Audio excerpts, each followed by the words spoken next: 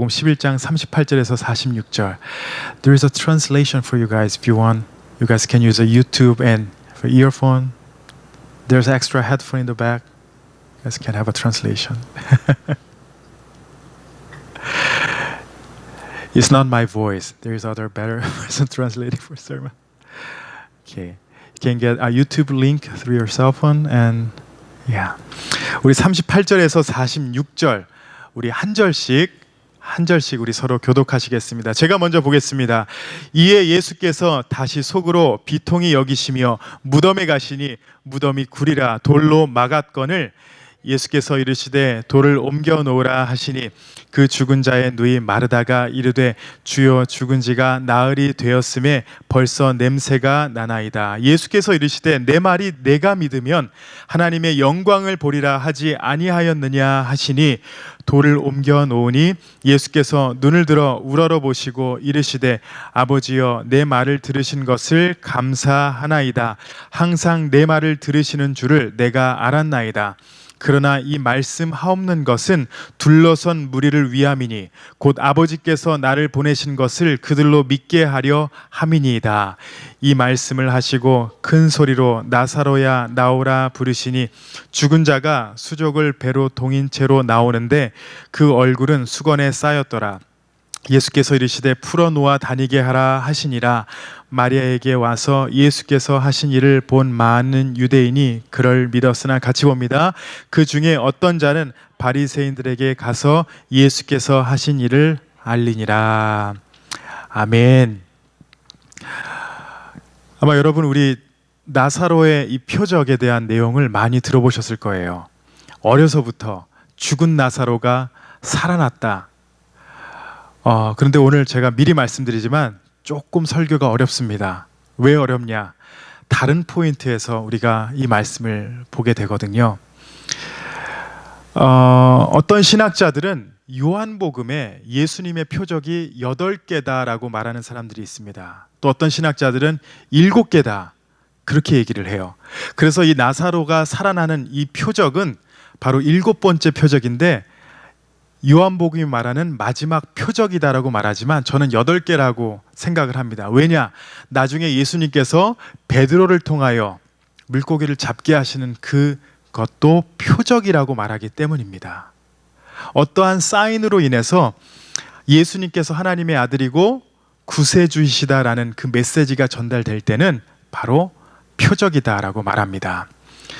예수님이 이 땅에 오셔서 우리를 위해 가장 중요한 문제를 해결해 주셨어요. 그 문제가 무엇인가요? 바로 돈 문제는 아니에요. 가장 중요한 문제, 인간의 죄와 죽음의 문제를 해결해 주러 오셨습니다. 아무리 강하고 완전하게 보이는 사람일지라도 여러분 죽음 앞에서는 무력하고 동등하잖아요. 그리고 죄로 인해서 죽는데 죄의 결과, 인간이 어떻게 감당할 수 없는 그 죄의 결과, 예수님이 그것을 해결해 주시러 이 땅에 오신 것입니다. 오늘 본문은 바로 예수님에 대해서, 이러한 부활이 되신, 생명이 되신 예수님에 대해서 다시 한번 우리에게 소개해 주고 있습니다. 그 누구도 죽음 앞에서 내가 길이다, 내가 해결할 수 있다 이렇게 말한 사람은 없습니다. 아무리 불교의 오래 정말 도를 닦고 사람들에게 인정을 받는 자라도 죽음 앞에선 어둡다라는 그런 스님들의 말을 많이 들었습니다.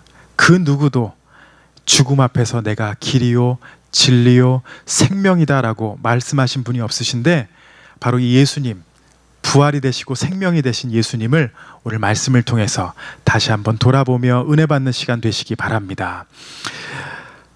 복음서를 보시면은 예수님께서 살리신 3명이 등장합니다. 누가복음 7장, 누가복음 8장, 그리고 오늘 본문 말씀 요한복음입니다. 그런데 누가복음 7장에서의 나인성 과부의 죽은 아들을 살리신 기록과 그리고 또 누가복음 8장에 나오는 회당장 야이로의 죽은 딸, 이 아들과 딸을 살리실 때는요, 죽은 지 별로 안 됐을 때예요. 그러니까 사람들이 딱 보고서 살 수 있을 거야, 그런 마음을 가진 그런 사건이지만 이 나사로의 죽음은 죽은 지 나흘이 지난 상태입니다. 그리고 그때 당시 유대인들은 나흘이 지나면 어떻게 생각했냐면은 이미 썩었고 냄새가 나기 시작한다, 이렇게 믿었습니다. 그래서 마르다가 예수님께서 돌을 옮기라고 하니까 예수님, 벌써 냄새 납니다, 그렇게 말했던 겁니다. 오늘 이 표적의 말씀, 성경이 말하는 예수님의 표적, 제가 지금까지 7개를 나눴잖아요. 잘 기억도 안 나시죠? 어떠한 사건인지는 알지만 중요한 그 표적이 말하는 메시지를 딱 2가지로 여러분 기억하시면 됩니다. 뭐냐? 첫 번째가 예수님이 하나님의 아들이시고, 두 번째가 예수님이 하나님이 보내주신 구세주다, 우리의 Savior, 그리고 He is Son of God. 이 2가지만 기억하시면요, 예수님께서 행하신 그 표적을 이해하실 수가 있어요. 오병이어 맹인의 눈을 뜨게 하신 것, 나사로를 살리신 것, 모두가 다 예수님이 하나님의 아들이고 너희가 기다리던 구세주다라는 그 메시지를 전하고 있습니다. 7번째 메시지, 여기서 우리가 나누고 싶은 3가지가 있는데요. 첫 번째가 바로 예수님은 나사로의 무덤을 찾아가셨다라는 겁니다. 비록 나흘이 지났지만 예수님께서 찾아가셔서 38절에 이렇게 기록합니다. 이에 예수께서 다시 속으로 비통히 여기시며 무덤에 가시니 무덤이 구리라 돌로 막았거늘. 여기서 중요하게 한번 생각해 볼 단어가 있는데 바로 비통히 여기시며입니다. 영어로 deeply moved. 왜 예수님께서 이러한 마음을 가지셨을까? 분명 성경에서는 예수님께서 나사로와 그 가정을 사랑하셨다라고 했어요. 특별히 사랑한 가정에 사람이 죽었습니다. 그래서 슬퍼하신 걸까? 그 많은 무리들이 다 슬퍼하고 있었는데 예수님도 동일한 마음으로 슬퍼하신 건가? 아니에요. 예수님께서 비통하신 이유는 다른 이유입니다. 신학적으로 설명을 좀 드려야 되지만 제가 2가지로 좀 심플하게 말씀드리면은, 첫 번째 이유가 바로 37절 말씀에 나옵니다. 오늘 본문 말씀 바로 전의 말씀인데 이렇게 기록해요. 그 중 어떤 이는 말하되 맹인의 눈을 뜨게 한 이 사람이 그 사람은 죽지 않게 할 수 없었더냐 하더라. 사람들이 예수님께서 딱 찾아오니까 사람들이 이렇게 수근수근 하는 겁니다. 저 사람이 맹인의 눈을 뜨게 했지, 그런데 이 나사로를 살릴 수 있을까? 에이, 안 될 거야. 다른 여러 가지 기적을 베풀었었지, 근데 지금 이미 나흘이 지난 나사로를 다시 살릴 수 있을까? 에이, 썩었고 벌써 무덤에 있어. 끝이야. 그리고요, 마르다와 마리아의 고백을 보시면은 본문 말씀 21절 그리고 32절에 보시면은 딱 간단하게 이렇게 말합니다. 주께서 여기 계셨다면 내 오라비가 죽지 아니하였겠나이다. 이것도 마르다와 마리아의 고백이었어요. 예수님을 믿는다고 하고 이전에 모든 표적을 보고 이 외에 다른 것들을 많이 본 사람들입니다. 예수님을 믿었던 사람들이에요. 근데 막상 그 자리에 예수님께서 오시니까, 그 문제의 자리에 예수님께서 딱 오시니까 사람들이 어떻게 생각해요? 에이, 아니야. 다른 건 했더라도 지금은 아니야. 예수님이 하나님이라는 그 사실을 의심하며 예수님을 바라본 것입니다.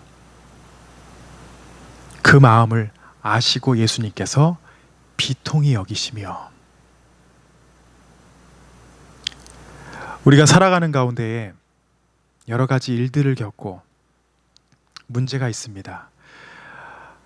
하나님을 의지할 수 있는 상황이 있다라고 생각하고, 또 어떤 상황에서는 하나님을 쳐다보지도 않고 어떻게든 나 혼자 몸부림치고 그냥 상황을 판단하고 한탄해하고 싫어하고 그럴 때가 많잖아요. 이 장면에 나오는 그 많은 사람들의 모습이 바로 우리의 모습일 때가 있습니다. 어떠한 일은 하나님께서 나를 도와주시지만 어떠한 일은 에이, 아니야. 예수님께서 그러한 우리 마음을 보시고 슬퍼하신다라는 것을 여러분 기억하세요. 정말 하나님이 살아 계실까? 나의 문제를 정말 해결해 주실 수 있을까? 예수님께서 원하시는 것은 예수님이 바로 하나님이시고 내 죄를 위한, 나의 삶을 위한 구세주가 되시러 이 땅에 오셨다는 것을 믿고 바라보길 원하신다라는 것입니다. 그 이유로 예수님께서 첫 번째로 슬퍼하셨어요. 두 번째로, 그 이유는 예수님께서 나사로의 무덤에 다가가시면서 그 무덤의 자리가 원래 죄로 말미암아 죽어야 되는, 인간이 영원히 썩고 하나님과 떨어져 있어야 되는 그 죽음의 자리라는 것을 보고 슬퍼하셨다라는 겁니다. 이거를 더 신학적으로 자세하게 설명드리면 여러분 정말 다 주무세요. 그래서 제가 좀 심플하게 설명해 드릴게요. 인간의 결과는 바로 죽음입니다. 이러한 예수님의 마음을 사실 디테일하게 이 말씀에선 기록하고 있지만 우리를 향한 하나님의 사랑을 여러분 돌아보시면요, 주님은 언제나 이 죄의 문제를 해결하기 위해서 우리를 찾아오신 분이십니다. 그렇죠. 죄로 인해 모든 인간이 영원한 죽음 앞에 서야 하는 것을 슬피 여기시고, 또 예수님이 하나님의 약속인 구세주라는 것을 사람들이 아직 이해하지 못하고 의심하는 모습에 안타까워하시며 슬퍼하신 겁니다.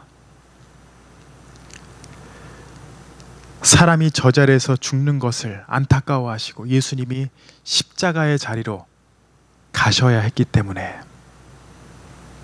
바로 이 두 가지 사실 때문에 예수님께서는 비통히 여기셨습니다. 무덤과 그리고 그 사실을 알고 예수님을 하나님으로 믿어야 되는데 의심했던 무리들, 그리고 마리아, 마르다. 여러분 한번 여러분의 신앙을 돌아보세요. 얼마만큼 예수님을 믿는다라고 여기십니까? 얼마만큼 믿으세요? 나는 믿어요. 나를 위해 죽으셨습니다. 근데 여러분의 삶을 한번 돌아보세요. 그 믿음이 어떠한지. 이 교회에서만 내가 믿는다라고 주장하고 사람들에게 보여주고 밖에서의 여러분들의 삶은 어떠한지, 얼마만큼 예수님과 떨어져 살고 계신지, 얼마만큼 그분을 의지하며 내 삶을 맡깁니다, 나를 인도하십니다, 나의 모든 것 되십니다 라고 고백하며 사는지 여러분 한번 돌아보시기 바랍니다. 비통히 여기신 예수님의 모습을 보고 군중들과 같은 그런 삶이 아니라 죽은 나사로도 살리시는, 부활이 되시고 생명이 되시는 예수님을 온전히 바라보시는 우리 성도님들이 되시기를 바랍니다. 두 번째로, 무덤을 향해 예수님께서 명령을 하셨다라는 것을 기억하시기 바랍니다. Jesus commanded. 무덤을 향해서 명령을 하셨어요. 상황을 한번 상상해 보세요. 예수님이 무덤을 향해 가셨습니다. 주위에 많은 사람들이 있었어요. 그리고 어떤 명령을 하셨냐? 39절입니다. 예수께서 이르시되 돌을 옮겨 놓으라 하시니 그 죽은 자의 누이 마르다가 이르되 주여 죽은 지가 나흘이 되었음에 벌써 냄새가 나나이다. 사람들이 예수님을 그렇게 의심하고 있었죠. 예수님께서 그럽니다. 돌을 옮겨봐. 그럼 그 사람들이 어떻게 생각했을까요? 아마 마르다, 마리아 사람들이 이러한 생각이 있었을 거예요. 그래, 예수님께서 나사로를 많이 사랑하셨지, 못 보셨기 때문에 그래 마지막으로 한번 보고 싶어서 그러시는구나. 에휴, 안타깝게 여겼을 거예요. 군중들은 그런 마음으로 예수님을 바라봤을 것입니다. 그러자 마르다가 이렇게 말하죠. 39절 마지막 부분에 주여 죽은 지가 나흘이 되었음에 벌써 냄새가 나나이다. 볼 필요 없어요. 이미 썩고 있고요. 냄새까지 납니다. 그러니까 예수님, 보고 싶어도 안타까워도 그냥 일로 오세요. 밥이나 같이 먹죠. 사람들이 생각하고 있었던 예수님도 어쩔 수 없는 그런 인간일 뿐이다라는 그 생각이었습니다. 여러분, 마르다의 대답은 현실적입니다. 맞잖아요. 썩고 있었잖아요. 냄새 나잖아요. 그리고 다른 사람들도 다 똑같이 생각하고 있었습니다. 그리고 유대인 전통에 합당한 말을 한 거예요. 전통에 합당한 말. 그러나 예수님은 모두가 반대했지만 이 명령을 하십니다. 돌을 옮겨 놓으라. 근데 보세요. 예수님이 그냥 말로 그냥 가만히 이러면은 돌이 딱 움직일 수 있는, 사실 다 하실 수 있는 분이지만 하나님께서 일하시는 방법을 보시면요, 참 다릅니다. 사람을 사용하세요. 명령을 하시고 사람들이 참여하기를 원하십니다. 하나님께서 요나를 사용하셨던 것처럼 요나가 가서 막 외친 것도 아니에요. 회개하라라고 그냥 조용히 전했는데 도시 전체가 다 회개합니다. 하나님께서 일하시고 사람을 통해서 그 역할을 주세요.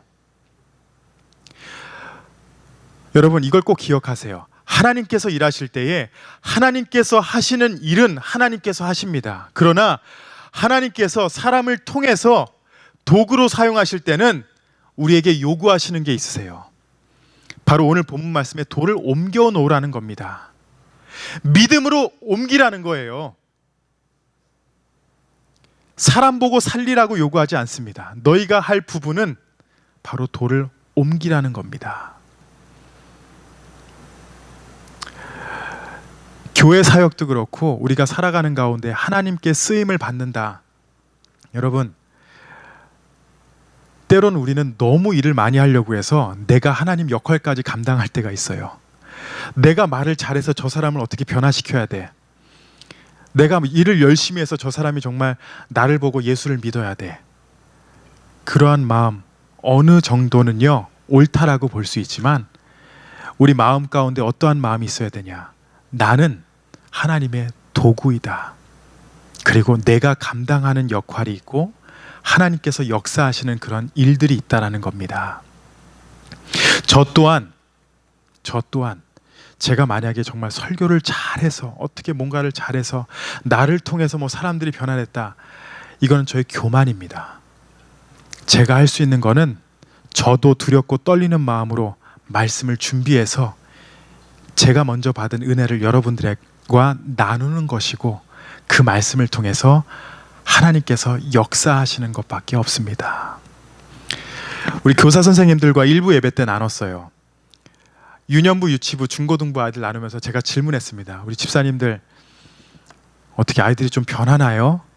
그러니까 그냥 아무 대답 없이 씩 웃으세요. 정말 물 빠진 독에 물 붓듯이 매주 똑같은 거 가르치고 매주 똑같이 찬양하고 아이들 하지만 변하진 않는 것 같습니다. 그러나 하나님께서는 일하고 계세요. 우리에게 요구하시는 부분이 있습니다. 그 결과를 우리는 생각하지 말고 그 명령에 순종하는 삶을 살아가는 것이 바로 우리의 역할입니다. 거의 모든 표적 가운데 예수님은 이렇게 일하십니다. 제자들에게 떡을 나눠주라는 것도 그렇고요. 오늘 본문 말씀에 돌을 옮기라는 것도 마찬가지입니다. 때론 교회에서 우리가 감당해야 하는 일들이 말도 안 되는 일들이 많을 거예요. 왜 내가 이 일을 해야 돼? 이걸 해서 뭐가 좋다고? 이 일을 해서 뭐 누가 예수 믿을 사람이 있어? 나를 알아봐 줄 사람이 있어? 아닙니다. 여러분의 역할에 충실하시고 하나님께서 역사하시기만을 기대하며 기도하는 마음으로 주님을 바라보시기 바랍니다. 마지막으로 모든 표적엔 하나님의 영광이 있다라는 것을 기억하세요. 지난주 말씀을 통해서 예수님께서 나사로의 병이 하나님의 영광을 위함이라는 것을 나눴습니다. 지난주 말씀 11장 4절 말씀을 한번 보시면요, 예수께서 들으시고 이르시되 이 병은 죽을 병이 아니라 하나님의 영광을 위함이요 하나님의 아들이 이로 말미암아 영광을 받게 하려 함이라 하시더라.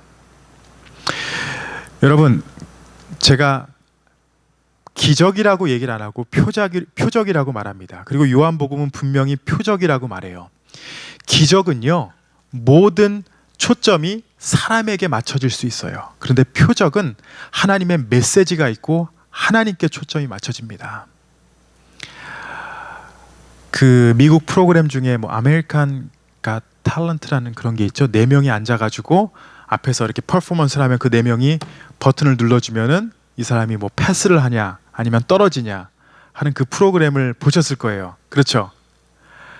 저는 사실 그 프로그램을 보면서 좀 마음이 아팠습니다. 왜냐하면은 이 4명이 꼭 하나님이 돼서 이 사람을 판단하고 잘했다 못했다라고 그냥 이 4명만 기쁘게 하면 돼요.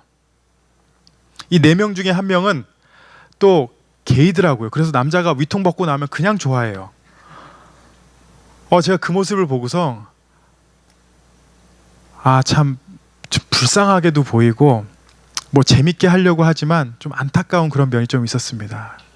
또 어떤 교회 성가대가 나와서 거기서 막 박수 치면서 노래하는 이 4명 앞에서 노래하는 모습을 보고 좀 그렇더라고요. 그런데 그 가운데 마수라는 사람이 나오면 사람들이 제일 좋아합니다. 기적이라고 많이 얘기해요. 그런데 그 사람이 그 일을 행하고 나면은 모든 초점이 누구에게로 가요? 그 사람에게로 가요. 그렇지만 표적은 다릅니다. 사인은 그 일이 일어나면은 누구에게로 초점이 가야 돼요? 하나님에게로 갑니다. 오늘 말씀 자세히 다시 한번 보시면요. 40절에 이렇게 말합니다. 예수께서 이르시되 내 말이 내가 믿으면 하나님의 영광을 보리라 하지 아니하였느냐 하시니 If you believe, 내가 믿으면 하나님의 영광을 볼 거래요. 근데 이 말이 참 애매합니다. 좀 예수님께서 속 시원하게 말씀해 주셨으면 좋겠는데 우리가 원하는 답은 이거예요. 내가 믿으면 나 서로 살려줄게. 내가 믿으면 지금 네가 겪고 있는 일들, 경제적인 문제, 자녀의 문제 이거 해결해 줄게. 믿어. 이렇게 얘기하면 참 좋을 텐데 그런 답을 안 주세요. 내가 믿으면 하나님의 영광을 보게 될 거야. 그런데 예수님께서 이렇게 말씀하신 이유가 있습니다. 왜냐하면은 우리가 초점을 두고 시선을 둬야 되는 그런 것이 무엇이냐면은 문제가 아니에요. 나사로에게 모든 어텐션이 가야 되는 게 아니라 그 일로 인하여 누가 영광을 받으셔야 돼요? 하나님. 만약에 우리의 문제가 초점이 된다 그러면은 그 문제 해결된 것 자체만을 우리가 중요시 여길 것입니다. 그러나 하나님에게 초점이 주어질 때, 하나님의 영광을 보게 될 때, 그것이 바로 하나님께서 기뻐하시는 우리의 신앙의 삶입니다. 그래서 내가 믿으면 이 믿음이 어디에 연결돼야 돼요? 하나님의 영광입니다. 그래서 마르다에게 원하셨던 것은 이 세상의 문제에 초점을 두는 것이 아니라 예수님을 통해 하나님의 영광을 보는 것입니다. 오늘 설교 참 어렵죠? 할 것 같으면서도 어렵습니다. 간단하게 말씀드릴게요. 여러분, 문제에 초점을 두는 것이 아니라 그 상황 가운데서 역사하시는 예수님에게 초점을 뒀을 때 우리는 하나님의 영광을 보게 되고 하나님